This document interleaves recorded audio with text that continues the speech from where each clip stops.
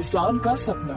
एक बार कालेश्वर नामक एक गांव में कृष्णवीर प्रसाद नामक एक व्यक्ति अपनी पत्नी के साथ रहता था, जिसने एक पुत्र को जन्म दिया। अपने पुत्र के नामकरण के दिन उसको हरि प्रसाद का नाम दिया गया। गांव के सारे संत, ज्योतिषी और धार्मिक साधु जो इस नामकरण के उत्सव पे आए थे, सबों ने ये बोला कि हरि प्रसाद बड़ा होकर अपनी परिवार की संपत्ति को द्विगुना कर देगा। कृष्णा और उसकी पत्नी इस वरदान को लेकर बहुत प्रसन्न हो गए। अब बचपन से ही हरि प्रसाद ये सुनते आ रहा था कि उसके कारण परिवार की संपत्ति द्विगुना हो जाएगी, तो वो बहुत अमीर बनने के सपने देखते देखते बड़ा हुआ। उसकी इच्छा थी कि वो कई जमीनों का मालिक बनेगा और भूरी भूरी पैसे कमाएगा। हरि प्रसाद 21 साल का हो गया जब उसके पिता ने घर और कारोबार की सारी जिम्मेदारी उस पर सौंप दी और उसका विवाह भी करवा दिया। काम की जिम्मेदारी लेने के बाद वह आलसी बन गया। फसल की देख रेख करने के बजाय वह खेत में आराम करता था, दोस्तों के साथ गप्पे मारते हुए।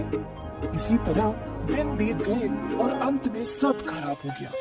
कृष्णवीर प्रसाद ने ये देखा और अपने बेटे को बुलाया। हरि प्रसाद, मुझे लगा तुम उत्तम रूप से अपनी जिम्मेदारी निभाओगे और घर गृहस्थी अच्छे से संभालोगे। मैंने तुम पे विश्वास किया कि तुम मेरा नाम रखोगे, पर तुमने तो सब बर्बाद कर दिया। मुझे बहुत दुख है इस बात का। पिताजी, आप सब लोगों ने ये तो कहा था कि मेरे जन्म की वजह से इस परिवार की संपत्ति द्विगुना हो जाएगी। मैंने ना आपका नाम खराब किया ना कुछ। मैं तो हर रोज समय पे खेत पे भी जाता हूँ। ओह मेरा भोला बेटा, अगर तुम दिल और दिमाग लगाकर काम करोगे तभी हमारी अच्छी फसल उगेगी ना। अगर तुम केवल खेत पर जाकर कुछ भी नहीं करोगे तो फायदा कहाँ से आएगा। अगर तुम ऐसे ही करते गए तो हमारा पैसा, खाना, धन सब खत्म हो जाएगा। अभी तो जागो और अपना कर्तव्य निभाओ। हरि प्रसाद को अपने पिताजी की बात समझ आ गई। मैंने इतने दिन बर्बाद किए, इतनी छोटी सी बात थी और मुझे समझ नहीं आया। बिना काम किए मैं परिवार की संपत्ति को तिगुना कैसे कर सकता हूँ।